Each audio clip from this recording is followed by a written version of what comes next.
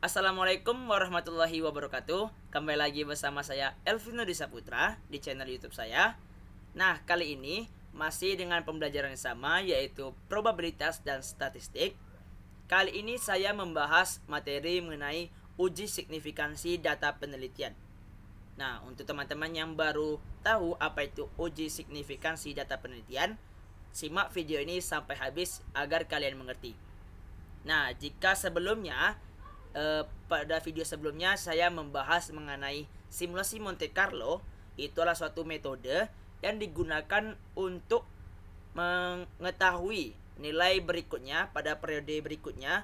Jadi dengan menggunakan eksperimen random sampling. Jadi dengan menggunakan data-data acak dari Excel itu sendiri.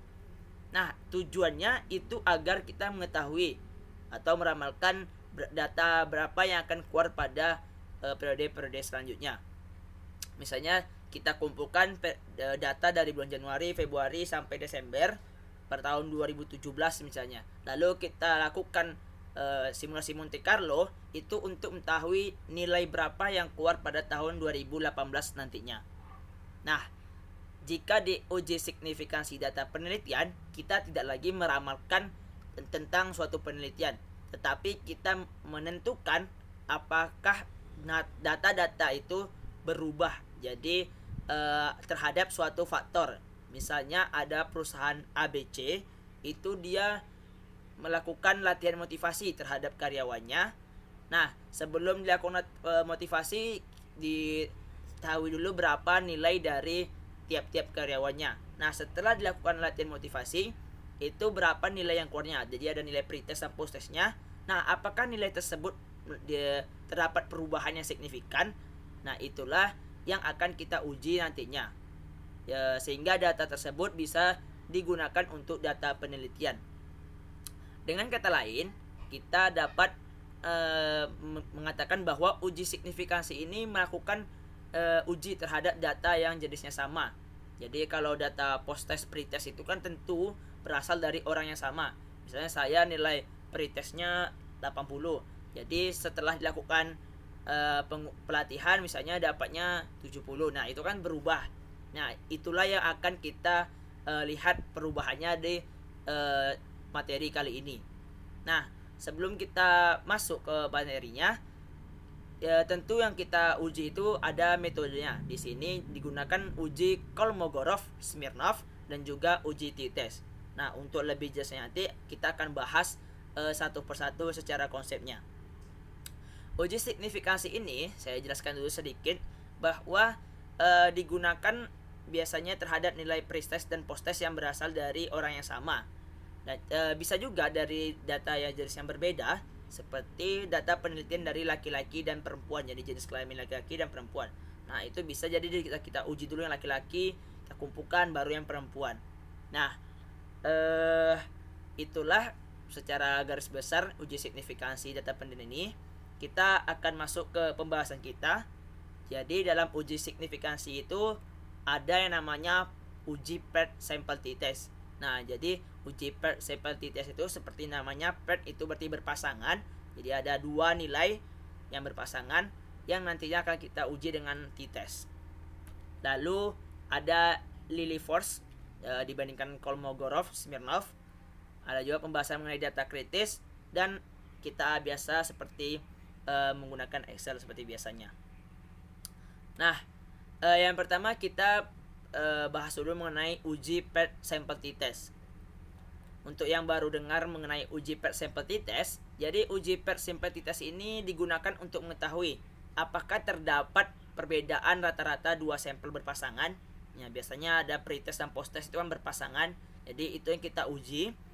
Nah, data yang dimaksud itu adalah data yang sama namun mempunyai dua data. Nah, seperti tadi kan sampel post-test, pretest itu kan berbeda dua datanya, tetapi bersumber dengan satu yang sama, yaitu orang yang kita ujinya. Jadi kayak saya tadi, pretestnya 80, setelah di post-test 70, tentu nilai 80 70 itu berbeda, tetapi masih berhubungan dengan saya sebagai sumbernya. Nah, uji paired sample t-test ini merupakan bagian dari statistik parametrik. Apa itu statistik parametrik? telah saya bahas tadi di outline, nanti kita akan bahas setelah ini. Dan juga uji persampaian tes ini harus berdistribusi normal. Bagaimana cara berdistribusi normal? Kita akan lakukan uji yang namanya Kolmogorov-Smirnov. Nah, untuk lebih jelasnya nanti kita akan bahas di Excel. Membahas mengenai parametrik dan non parametrik, itu terdapat beberapa kriteria di mana parameter itu jenis datanya biasanya untuk data pengukuran, yaitu mean, median, dan lain sebagainya. Dan juga datanya biasanya berupa kuantitatif. Jadi dalam uji signifikansi data penelitian ini, jika datanya angka, itu kita harus tahu dulu apakah data itu berdistribusi normal, yaitu data parametrik, ataukah tidak. Jadi apa dia parametrik atau dia non parametrik. Nah, di sini kita uji dengan Kolmogorov-Smirnov tadi. Nah, parameter sendiri itu biasanya dilakukan untuk uji korelasi, regresi linear. Nah, yang regresi linear itu saya sudah bahas. Jika kalian ingin menontonnya silahkan cek di sini ya. Simulasi Monte Carlo juga sudah saya bahas. Korelasi juga sudah saya bahas. Dan non parametrik ini biasanya jenis datanya ranking, datanya nominal, ordinal, dan kualitatif. Dan dia tidak berdistribusi normal. Nah, jadi dia tidak dilakukan dalam uji signifikansi data.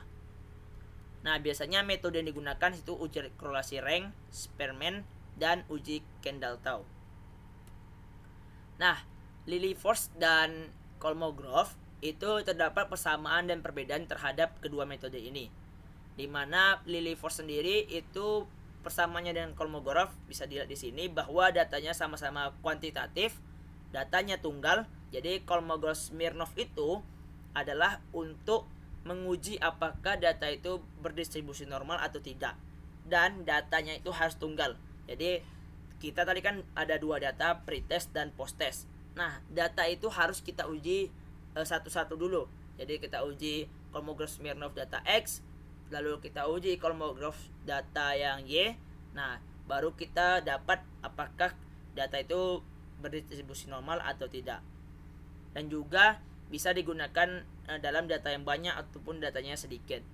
Perbedaannya, Lilliefors itu dia memerlukan derajat kebebasan, tidak memerlukan, sedangkan Kolmogorov itu memerlukan derajat kebebasan.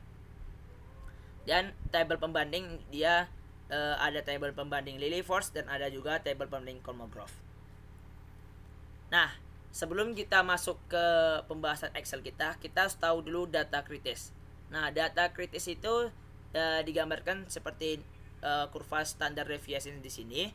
Dia itu data kritis itu data yang dibuang nantinya jika telah jauh melenceng dari nilai rata-ratanya itu. Misalnya kan nilai rata-ratanya 60. Nah, nilainya yang paling tinggi itu jauh, misalnya ada 100. Nah, itu tuh datanya yang akan di derajat kebebasan atau dibuang satu nantinya. Nah, membuang data yang 100 itu dianggap karena datanya itu random. Jadi kita tidak bisa gunakan, sehingga yang kita perlukan itu adalah jika nilainya itu 0,05, jadi di sini yaitu baru datanya signifikan. Jadi kalau satu dibuang di kanan, di kiri juga bisa dibuang di kiri satu. Jika datanya sudah signifikan, barulah kita uji nantinya. Nah, membahas mengenai derajat kebebasan dari data tersebut, itu bisa kita ngambil peluangnya dari satu sebelah kiri. Jadi ada 0,25 dari sebelah kiri, dan juga bisa diambil dari sebelah kanan juga, atau keduanya, jadi kiri satu, kanan satu. Nah, jadi sehingga nanti derajat kebebasannya menjadi 0,05. Nah, itulah yang tadi dikatakan bahwa datanya signifikan. Oke, kita langsung saja masuk ke pembahasan Excel kita. Nah, kita masuk ke Excel kita. Di sini saya telah menyiapkan, itu adalah sebuah data dari suatu perusahaan ABC. Ini setelah saya pindahkan ke Excel data tadi, kita uji signifikansi data penelitiannya. Apakah data tersebut nantinya terdapat peningkatan kinerja. Jadi kan tadi ada perusahaan ABC, itu dia melakukan latihan motivasi. Nah, jadi dia melakukan latihan motivasi kepada karyawannya, dan apakah terjadi peningkatan kerja yang signifikan setelah diberikan pelatihan tersebut. Nah, itulah kita gunakan uji signifikansi data ini. Nah, sebelum kita melakukan uji signifikansi data penelitian, itu kita harus uji dulu apakah datanya itu berdistribusi normal atau tidak. Nah, ini sangat penting ya. Jadi kita uji tentu menggunakan Kolmogorov-Smirnov. Nah, sebelum kita masuk ke Kolmogorov-Smirnov, itu kita harus urutkan data dari pre-test dan post-testnya. Yang diurutkan bukan yang post-test, tetapi yang pre-testnya. Jadi pre-testnya kita urutkan, yang post-testnya mengikut. Jadi data 30 ini, misalnya data 70 kan dia selalu nanti post-testnya 71 ya. Jadi 70-71 itu dia satu paket tapi susunannya yang berbeda. Cara mengurutnya gampang, tinggal kita blok saja. Lalu mohon maaf nih suaranya agak serak ya, dimaklumi. Jadi kita blok dulu ini 1 sampai 20 datanya. Lalu kita masuk ke data, kita sort. Itu sort yang ini pretest berarti yang X. Nah, my data has headers ini kita hilangkan. Ini jadi yang kolom B. Kita mencet OK. Nah, datanya berubah tapi nilai yang di post-testnya mengikutnya 70 71. Nah, berarti itu sudah benar dengan data kita nih 70 71. Nah, baru kita lanjut, yaitu adalah menguji apakah data itu berdistribusi normal atau tidak. Nah, di sini telah saya sisihkan ini, kita tinggal pindahkan saja. Jadi kita copy, kita pindahkan ke sheet baru, lembaran baru. Nah, ini dia sudah sudah terurut. Nih, 81 85 paling bawah. Nah, jadi kita sudah urutkan. Baru kita uji apakah data tersebut berdistribusi normal atau tidak. Nah, F kumulatif ini kita 1 2 nih tinggal kita urutkan. Nih, tahan kontrol dari atas ke bawah sampai ada plus-plus tadi seperti biasa. Nah, Fs itu adalah nilai peluang dari data yang ini.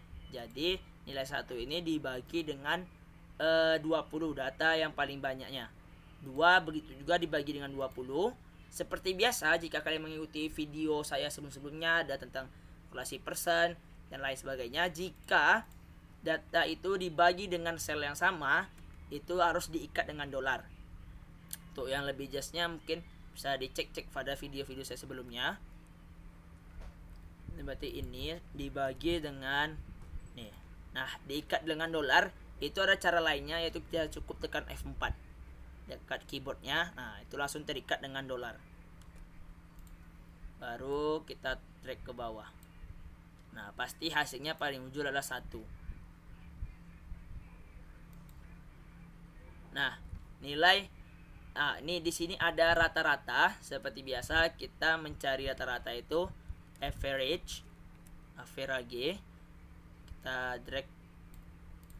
Kita drag ke bawah. Nah, lalu standar deviasi yaitu STDEV. Nih, standar deviasi. Kita drag juga ke bawah. Nah, sudah dapatkan rata-rata dan standar deviasinya. Baru kita masuk ke nilai ZI. Nilai ZI itu adalah nilai yang pretest ini itu dikurang dengan nilai rata-ratanya. Nah, selalu dikurang dengan rata-rata. Jadi kita ikat lagi dengan dolar. Lalu dibagi dengan standar deviasi. Diikat lagi dengan dolar. Jadi dia dikurang dengan rata-rata, dibagi dengan standar deviasi per data-data tersebut.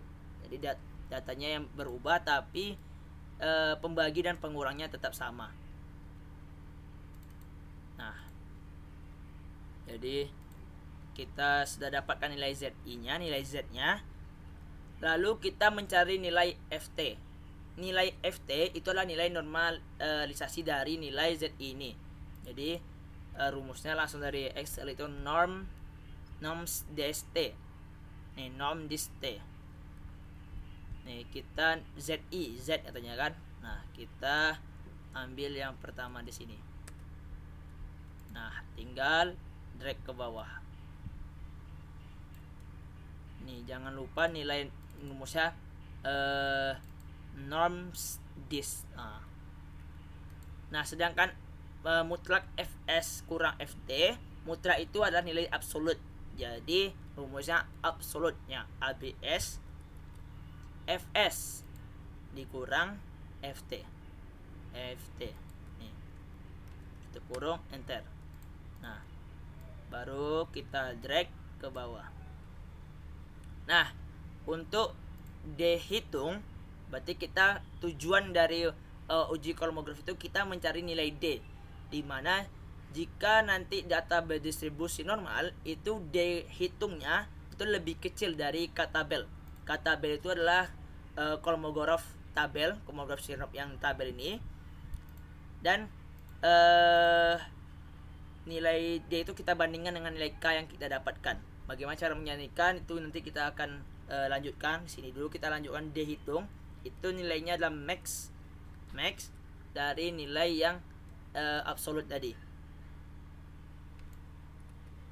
Nah, berarti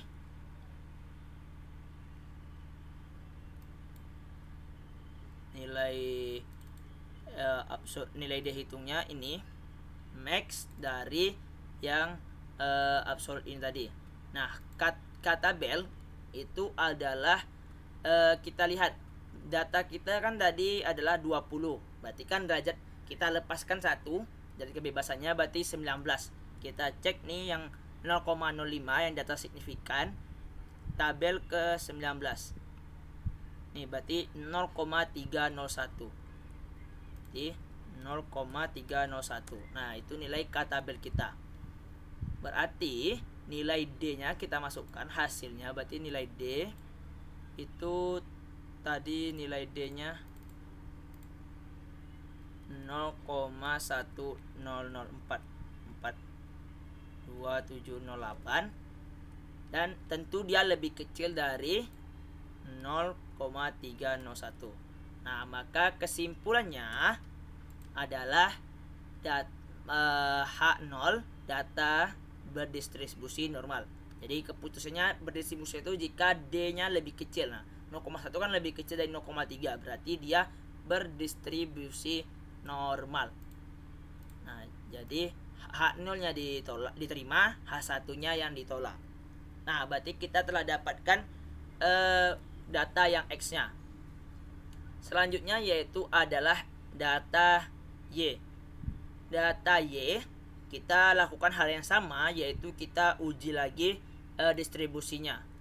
Nah, data Y itu atau posttestnya itu tidak kita urutkan karena dia mengikuti data dari X. 30 kan dia nilainya 33 tadi, 30 33. Nah, di sini 5873 yang ke-7. Yang ke-7 berarti dia 73. Nah, dia nggak boleh diurutkan. Nah, ini seperti biasa, sama kita drag ke sini.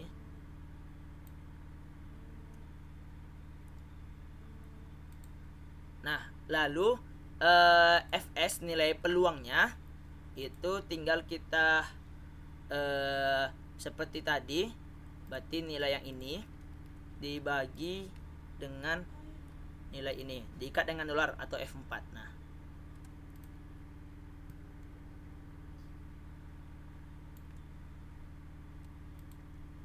nilai ZI itu kita adalah tadi data ini dikurang dengan rata-ratanya. Kita cari dulu average.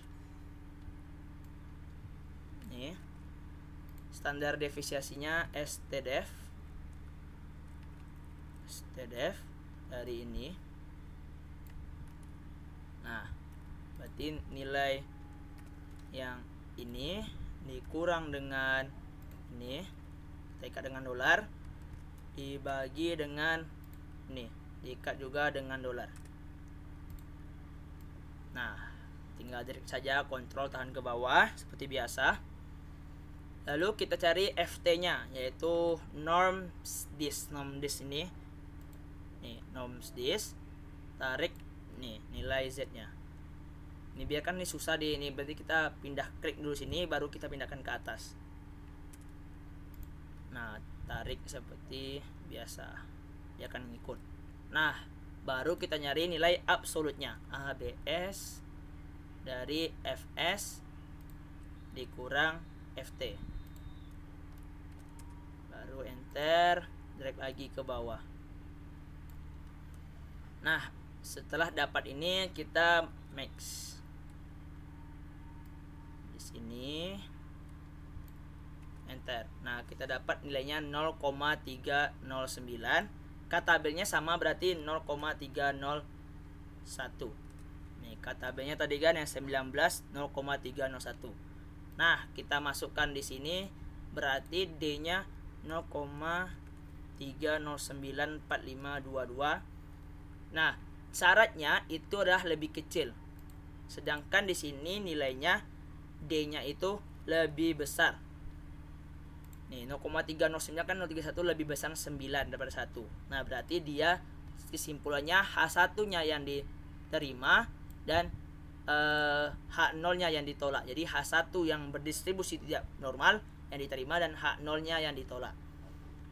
Nah, dalam uji signifikansi maka hasilnya akan berpengaruh karena derajat kebebasan yang kita ambil itu hanya yang satu saja. Jadi dibuang itu hanya satu, jadi datanya 19. Jika sama-sama normal jadinya 18. Nah, kita lanjut ke uji signifikansi data penelitian. Nih ya, data yang tadi kita lakukan olah, berarti Y dikurang X. Tuh nilai D-nya dicari Y dikurang nilai X.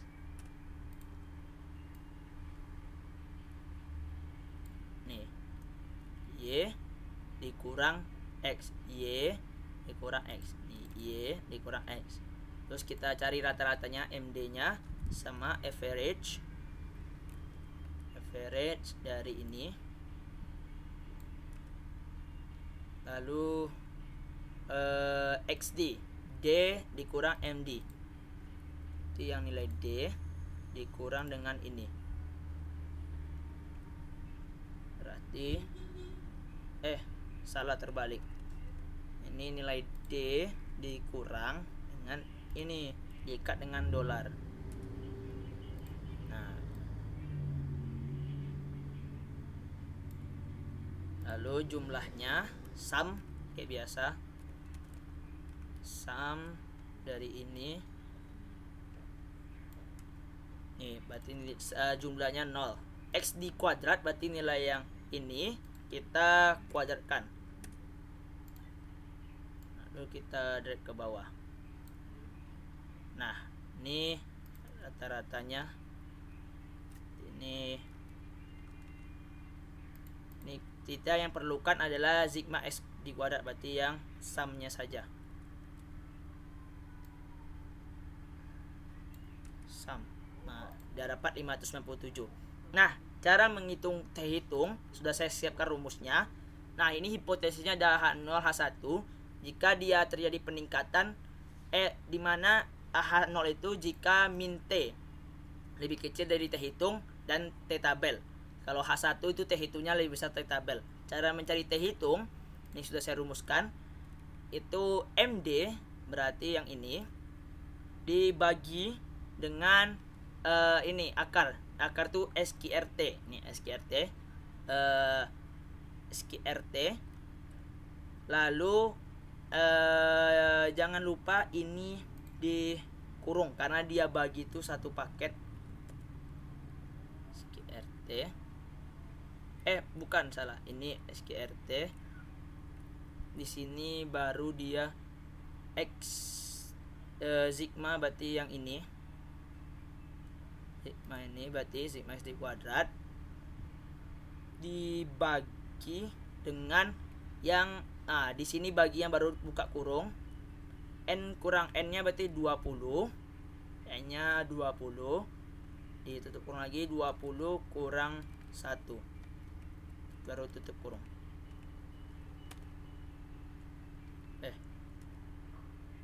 Sebentar, salah. SQRT X di kuadrat dibagi dengan N-nya 20 ini dikali. Nah, dikali dengan 20 kurang 1. Nah, dapat T hitungnya 3,59. Sebentar ya. Nah, sama saja kalau dia di itu kan. Nah, T tabel itu kita lihat di sini. Karena tadi kita ambil nilai yang 19, berarti T tabelnya 0,90302.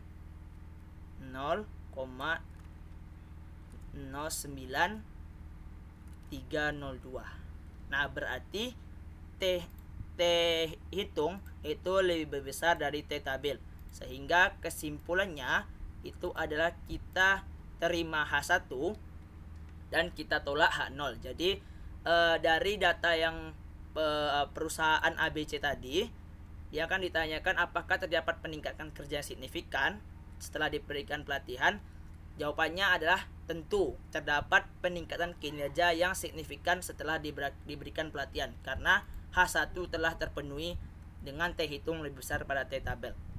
Nah, dalam uji signifikansi data penelitian ini ada rumus cara cepat yang disediakan oleh Excel-nya. Kalian cukup pergi ke data, ini data analisis. Ini saya kecilkan biar nampak. Lalu pilih test paired to sample formants. Nih, lalu kalian isi yang ini data yang X-nya dan di sini data Y-nya seperti biasa.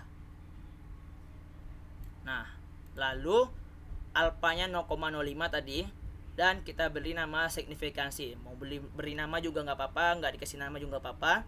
Lebih bagus dikasih nama. Lalu klik OK. Nah, maka akan keluar datanya. Kita copy pindahkan ke sini.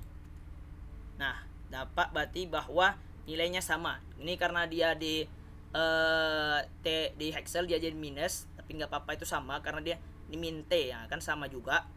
Berarti dia nih nilainya berarti benar sama. Kita kasih warna lebih jelas. Nah, dan derajat kebebasannya sama, yaitu kita 19.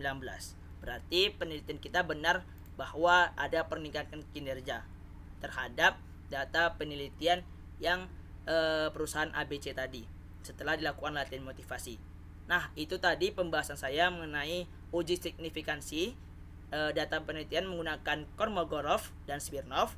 Terima kasih telah menonton. Assalamualaikum warahmatullahi wabarakatuh.